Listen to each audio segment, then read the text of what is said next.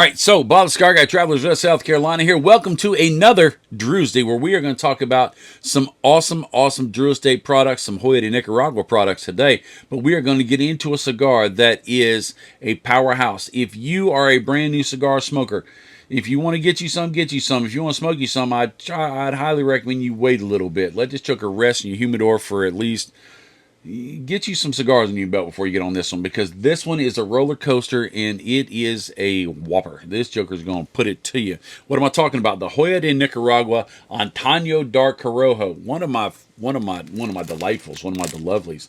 I honestly enjoy the fool out of this cigar. Let me get the cellophane off of here. Brand new box. Love opening a brand new box. Love it, love it, love it. Oh, look at the presentation on that thing. Look at how gorgeous that is right there. Look at that. That just makes you want one, doesn't it? You want one? I sure do. I'm going to get me one right now. I love the fact that it's got the little band there. This one would be easy to pull one out, but sometimes in a box, you don't get the cigars actually visible, the foot visible, so you have to kind of dig in there, get your pocket knife, and you can damage it. When you've got these little strings, you can pull that first one out. It just makes it easier to take it out. And then there's another string down there for that second row, which is really nice. So let me sit this up here on my desk out of the way. Let me take this thing out of the cellophane. This is a big old boy. What size is this? Holy smokes. This is bigger than I thought it was. I'm going to be smoking this for a while. Not that I'm complaining. This is a Robusto Grande 5.5 by 54. Now, 5.5 is the length, right? This is Vitola right here. The length. 5.5 is here. 54 is that. Does that mean that's 54 centimeters? No. What it is it goes off of a percentage of an inch. So a 60 is 1 inch. So a 45 is 3/4 of an inch. A 30 is what, a half an inch. A 15 is, well, not much of a cigar at all. But a 54 is just a little bit less than an inch. If I had my little tool, I'd measure it and tell you. But that's about as big around as it is right there. Nice. Look at that darkness. You see that little darkness in the middle of that thing? Look at that. That's nice. I can see that good. Got some lightness next to the darkness. Oh, that's good right there, man. Those flavors are going to be dancing around. Something phenomenal and serious. One of the interesting things is, if you take 10 master blenders, you put them all together with the same amount of tobacco, same weights of tobacco, same blends of tobaccos, the same at that time, and you have them roll the same size cigar, same Vitola, you could smoke those 10 cigars, and each one of them will be slightly different, because the way you lay your tobacco makes a difference. Not only does it matter as what tobacco flavors you have, it matters as to where the tobacco sits in the cigar. How does that work? I have no clue. Good draw. Let me toast her up and go. Take your time smoking this thing. Take your time lighting it up and toasting it. Let that room note come in. Smell that smoke, as it's an appetizer for your palate that you are about to embark upon a tobacco tasty treat. Right? But you really want to make sure that you get a good toast on that foot so that you have the least opportunity for burn issues, less operator error. If the cigar is rolled poorly, and Joya does not roll poor cigars, but if it's got a problem with it, there's nothing you can do about it. But you can make a cigar burn bad based upon your lighting of the cigar, the amount of time you take to light it and how you light it. If you have a quad, which I use a quad, that's a four jet lighter. If you have a quad, you better know what you're doing. You better be careful with it. If you have a triple jet or a double jet even, you need to be careful. If you have a single, you can take a little bit more time. And this is a single jet right now. I'm using the Tactical by Quality Importers, the Cigar Tactical. Fantastic lighter, big jet, nice fuel window, nice dial on the bottom. It's got a real cool vibe to it. It's got a cigar rest on top that you can turn the cigar 90 degrees so you can get any way you want to for those very important social media photos. You have to have social media photos, because if you didn't take a picture of it, then you didn't really smoke it, did you? That's a lie, but that's what the world wants you to believe. But if you got a great cigar, you want to put it out there, put out great pictures. I know I do. So we've got her all toasted up. We've taken a lot of time to get that thing nice and toasty.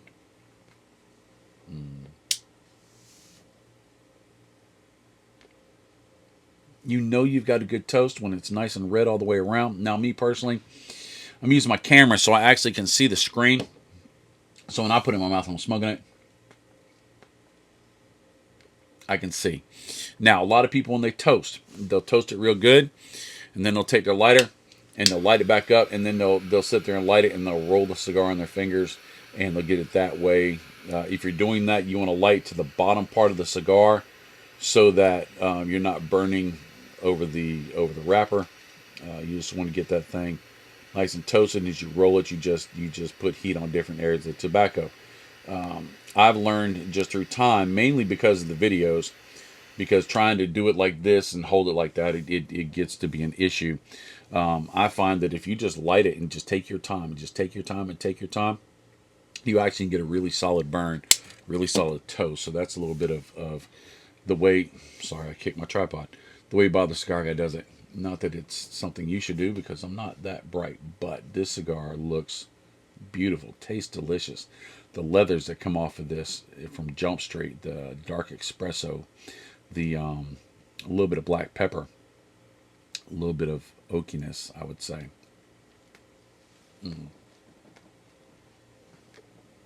Fantastic.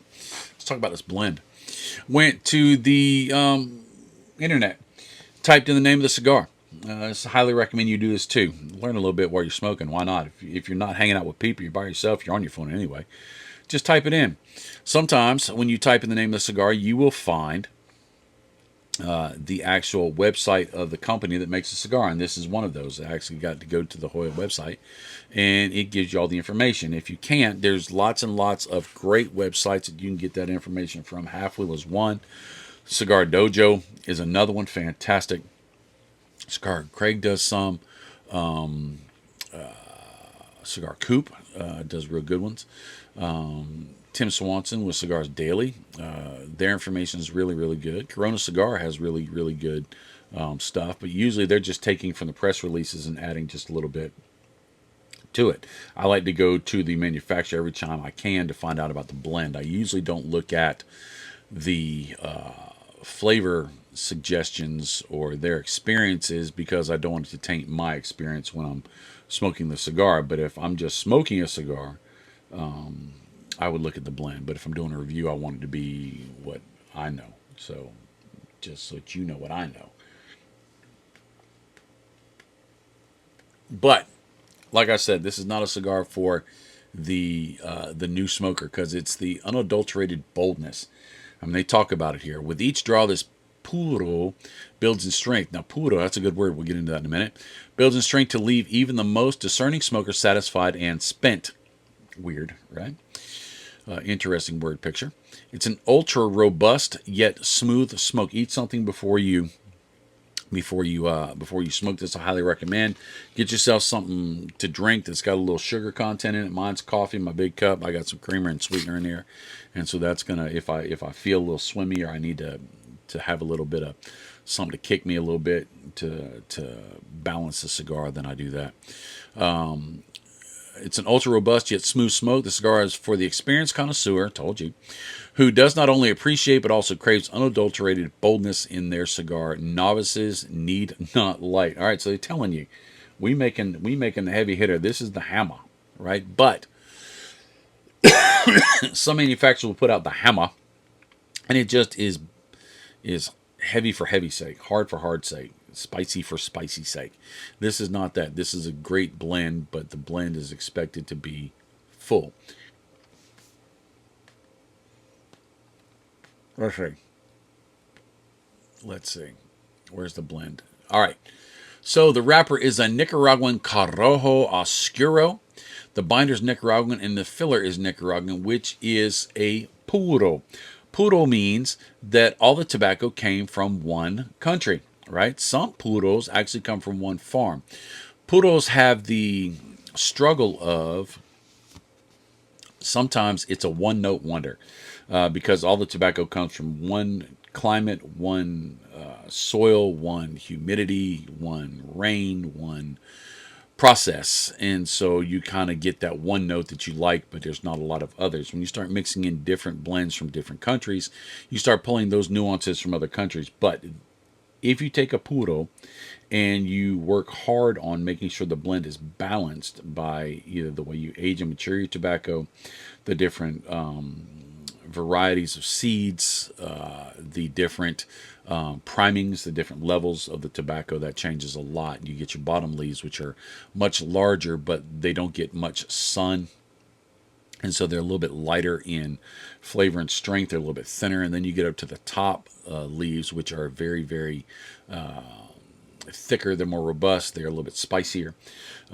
If you're pulling them in primings, which means you go through and you pull all the bottom leaves one day and you wait 3 or 4 days, you pull the second series, then you keep going up. It might be an extra week where that top leaf has got some more nutrients in the actual plant is pushing out more and more nutrients to those leaves because they're losing leaves and they want to keep living. They don't know that they're about to get cut up for everything.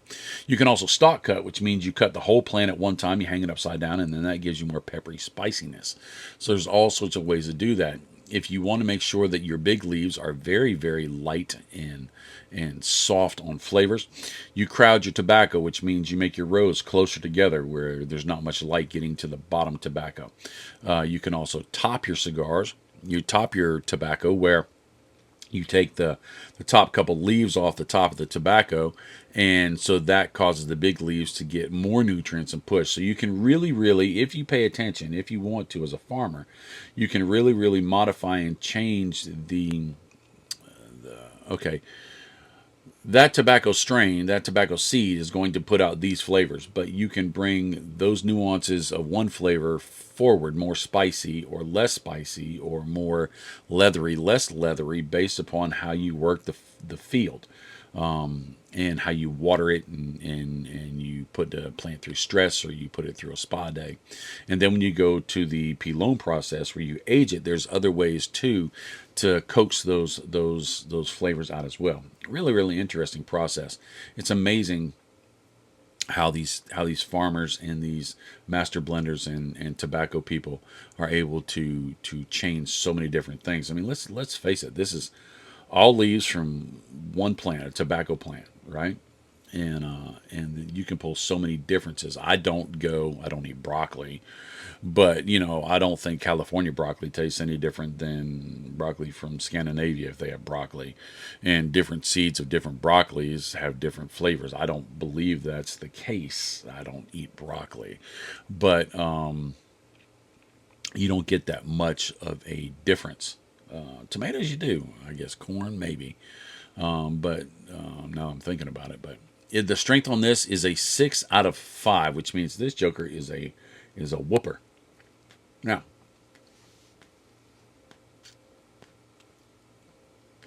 I've smoked a few cigars in my day, and this vitamin N, the nicotine is not so strong that it makes me swimmy. Makes me go like, oh my gosh, this thing is just so heavy, which I have cigars that'll do that to me, and I don't care for them.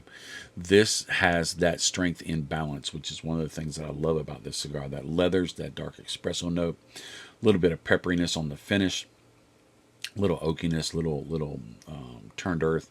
Maybe even that espresso turns into a little dark chocolate, dark chocolate, and a barrel char, which is really, really nice, a bonfire barrel char.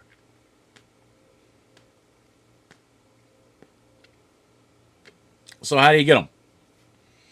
Well, you can go to your local brick and mortar. You can go to all sorts of online purveyors. If you go online and you type in the name of that cigar, the Antano Dark Corojo, you can get yourself one. Now, you can also go to a barn smoker this year. They've got barn smokers come up. I don't know when they're going to start selling tickets, but when they do, you better buy them right then and there because they go lightning fast. And at the Barn Smokers, they have a Joya De Nicaragua booth where, if I'm not mistaken, every year past, and I don't know if it's going to be this year, but every year past, you play Shut the Box, where you roll a big dice and you get one of the 6 cigars. And if I'm not mistaken, and I'm not, the Antano Dark Corojo has been one of those cigars. So, and those guys at Joya are really cool. If you get something that you really didn't want, you say, hey, can I get spot number 6, which is the Antano Dark Corojo, they'll give it to you. They will. They will. They're good guys. You tell them Bob Cigar Guy said so. Won't help you now, but it'll sound cool. Great fellows. Great guys working that booth. Barn Smoker's fantastic, phenomenal, and amazing. You'll get to see me and Chief. That's not a great thing, but we'll be there. Willie Herrera will be there. Jonathan Drew will be there, probably with his son, JD2. Who else will be there? Pedro will be there. Isola will be there. Most of your Drew Estate reps will be there. All the people that you really have great relationships with, they'll be there. And then you'll see the guys from the office as well. Tom Zyber, Josh Roque, Eric, Christine, just great people. DJ Eli will be there kicking the tunes. The food will be great. The drinks will be plentiful. The cigars will be everywhere. The entertainment and fun will be legendary. You get to see Matty Rock and Pete and Roy, fantastic people as well. You'll get to buy raffle tickets for Cigars for Warriors and get some of the stuff from the Subculture Studios that you can win some amazing one-off art pieces, fantastic stuff, ashtrays, cigar molds, all sorts of things. I mean, it's just a great day. It's a fantastic day. It's a full 8 hours, and you will be done. You'll feel like you've been at an amazing event, and you'll be ready to go again. I highly recommend if you get a chance to get the VIP treatment. It's a little bit more expensive, but you're going to get amazing cigars on top of the cigars that you're going to get. You're going to walk away with more cigars. If the general admission ticket, you will get more cigars than what your entry ticket costs, and then everything else is everything else on top of it. And you will get a Liga A. Almost, I've never been to one that didn't have a Liga A unless they changed it this year. You get a Liga A, which you can't buy. And it's a fantastic cigar, long cigar. Take 3 hours to smoke that cigar. If you smoke with sense, me, it's about an hour and a half. Because I just smoke fast, but I just love it, so I can smoke another one. So I'll sit down with two while you smoke one, so we can stay together and smoke cigars. But yes, Antano Dark Corojo, brought to you by Joya De Nicaragua, is an amazing cigar. Get you some, try you some. Leave me a comment. Tell me what Joya cigar you love, because I would love to know. And that's it. I'm going to go. We have talked way too long. My lunchtime is over, and I will see you next week. I hope. I love you. I really do. Smoke great cigars. You deserve it. Later, Tater.